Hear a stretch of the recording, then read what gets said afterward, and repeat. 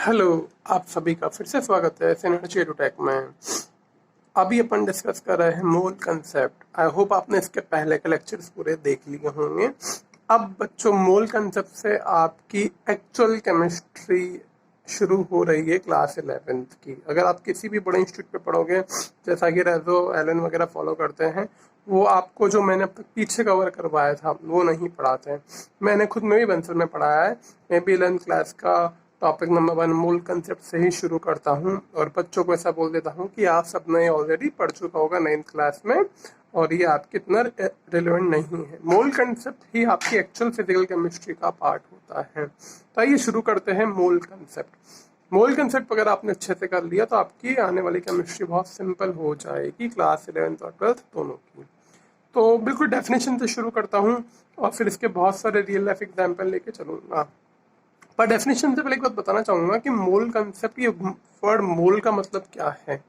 देखो, मोल का मतलब क्या है वो बात की बात है। पहले बताओ, आप डेली लाइफ में ऐसे काफी सारे वर्ड यूज करते हो, जैसे कि डजन, 1 डजन बनानास, 1 दर्जन केले। यानी कि डजन मतलब आपके माइंड में आती क्लिक करता है 12।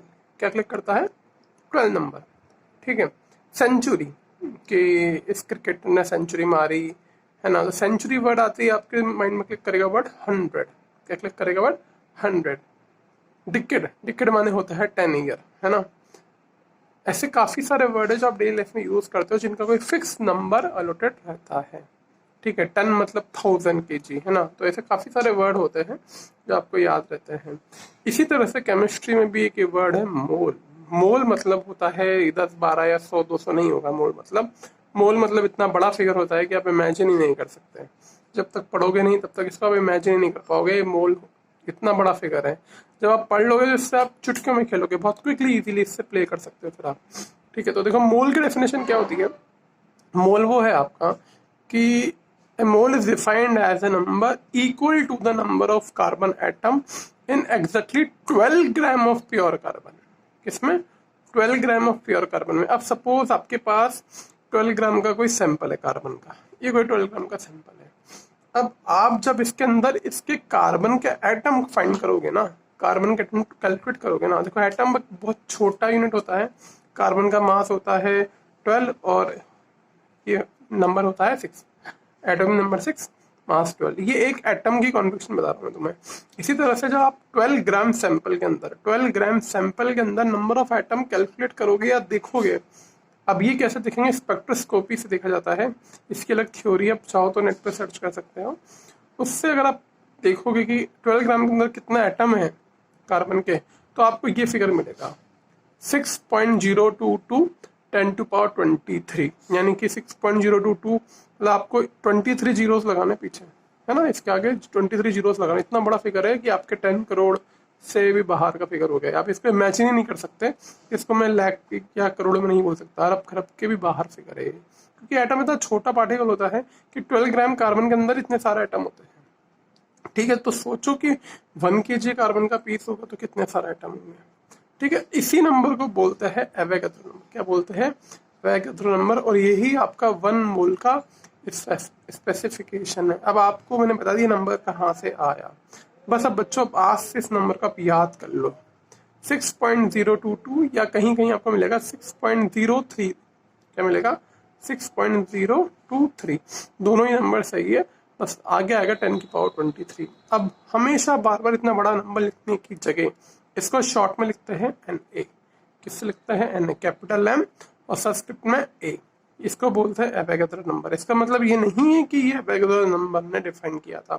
एवोगैड्रो ने काफी सारी रिसर्च की थी केमिस्ट्री में, तो उसको ऑनर देने के लिए मोल के नंबर को उसका नाम दे दिया गया, दैट इज एवोगैड्रो नंबर।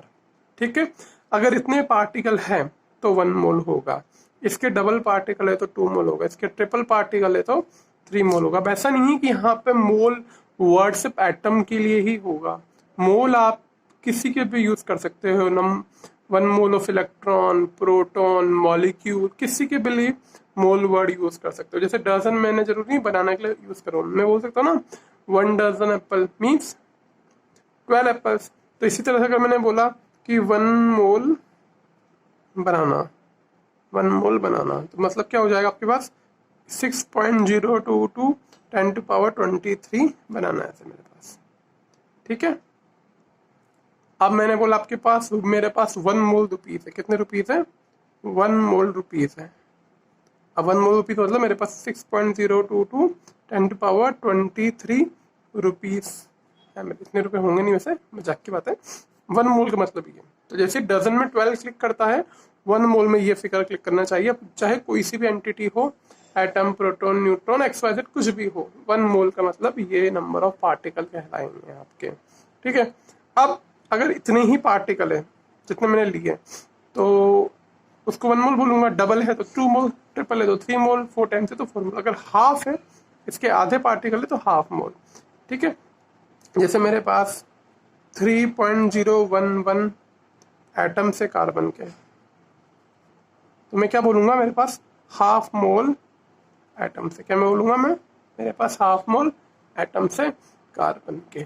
ठीक है, इसका 1/4 कर दूंगा तो 1/4 हो जाएगा। ठीक है, तो 1 मोल से आप अब कुछ भी कैलकुलेट कर सकते हो। आपको बस फिगर पता होना चाहिए कि 1 मोल का मीनिंग होता क्या है। अब एग्जाम्पल के लिए मैंने बोला कि I have 1 mole hydrogen molecules. क्या बोला मैंने? 1 मोल हाइड्रोजन मॉलिक्यूल्स। तो आपके पास हाइड्रोजन के कितने मॉलिक्यूल्स होंगे? 6.022 10⁻23 मॉलिक्यूल्स ऑफ हाइड्रोजन है मेरे पास। मतलब इतने बड़े फिगर को सिंपल करने के लिए मैं मोल का मॉलिक्यूल ऑफ H2 है। अब मैंने बोला कि बताओ इसके अंदर कितना एटम्स होंगे। अब देखो 1 मॉलिक्यूल के अंदर 2 H एटम है, H2 फार्मूला है ना, 2 H एटम है, तो यानी कि 1 मोल के अंदर मेरे पास हो जाएंगे 2 × Na। भाई एक मॉलिक्यूल में इतने मॉलिक्यूल है, इस फिगर को मैं शॉर्ट में लिखता हूँ Na से, तो 1 मोल में मेरे पास 2 Na एटम्स हो जाएंगे H के, क्योंकि 1 मॉलिक्यूल में मेरे पास क्या है? 2 हाइड्रोजन के एटम्स है, तो 1 मोल के अंदर 2 Na एटम हो जाएंगे। समझ में आ रहा होगा? देखो 1 मॉलिक्यूल के अंदर मेरे पास क्या होता है? H2 फार्मूला होता है, तो 1 मॉलिक्यूल के अंदर मेरे पास 2 एटम है हाइड्रोजन के। ठीक है, तो 1 मोल के अंदर 2 × Na हो जाएंगे ना, 2 × दिस फिगर। 3 मोल के अंदर कितने हो जाएंगे? 3 मोल के अंदर मेरे पास होंगे 3 × Na मॉलिक्यूल्स होंगे। 3 × Na तो मॉलिक्यूल्स होंगे किसके? हाइड्रोजन के। एटम निकालूं मैं तो 6 हो जाएंगे, क्योंकि एक मॉलिक्यूल में 2 एटम है, तो 6 × Na atoms of H। I hope आपको समझ में आ रहा होगा, काफी सिंपल सी बात है ये। ठीक है, एग्जाम्पल जैसे मैं लेता हूँ अब यहाँ पे एक छोटा सा एग्जाम्पल और लेते हैं अपन। मेरे पास है 2 मोल ऑक्सीजन गैस। क्या है? 2 मोल ऑक्सीजन गैस। अब मैंने बोला find number of oxygen atom, तो आई थिंक इजीली कर लोगे आप। ठीक है, 2 मोल मतलब मेरे पास 2 × Na मॉलिक्यूल हो गए ऑक्सीजन गैस के। अब एक मॉलिक्यूल में क्या होता है? 2 एटम होते हैं ऑक्सीजन के, तो मेरे पास 2 × Na 4 Na एटम हो जाएंगे ऑक्सीजन के। आ रही बात समझ में? 4 Na एटम ऑफ O। काफी सिंपल सी बात है। अब इसी तरह से मैं कितने भी मोल तुम्हें दूं तो तुम इजीली वहां पे एटम फाइंड कर सकते हो। एक बेसिक सा क्वेश्चन करते हैं, उससे आपकी थ्योरी और क्लियर हो जाएगी। मैंने बोला calculate number of electron, proton, neutron in 2 mole of carbon. 2 mole carbon में कितने इलेक्ट्रॉन, प्रोटॉन, न्यूट्रॉन होंगे? तो मुझे याद होना चाहिए कार्बन का होता है नंबर 12 और 6, तो यहाँ पे प्रोटॉन है 6, इलेक्ट्रॉन भी है 6 और न्यूट्रॉन भी है 6। आई होप आपको निकालना होता होगा। ये एटॉमिक नंबर आपको डिनोट करता है नंबर ऑफ प्रोटॉन को। अगर न्यूट्रल कंडीशन है तो प्रोटॉन इलेक्ट्रॉन बराबर होंगे, और नंबर ऑफ न्यूट्रॉन आप निकालते हो mass number minus atomic number, 12 - 6 करके तो भी 6 आएगा। अब देखो यहाँ पे 2 मोल के अंदर कितने मॉलिक्यूल होंगे कार्बन के? अब मॉलिक्यूल तो एग्जिस्ट करेगा नहीं, कार्बन सिंगल है, C लिखा हुआ है मैंने, C2 या C3 नहीं लिखा हुआ, तो यहाँ पे मेरे पास 2 × Na एटम से किसके? कार्बन के। 2 × Na एटम्स ऑफ कार्बन। ठीक है, अब मेरे पास एक एटम में 6 प्रोटॉन है, तो 2 × एटम में कितने हो जाएंगे?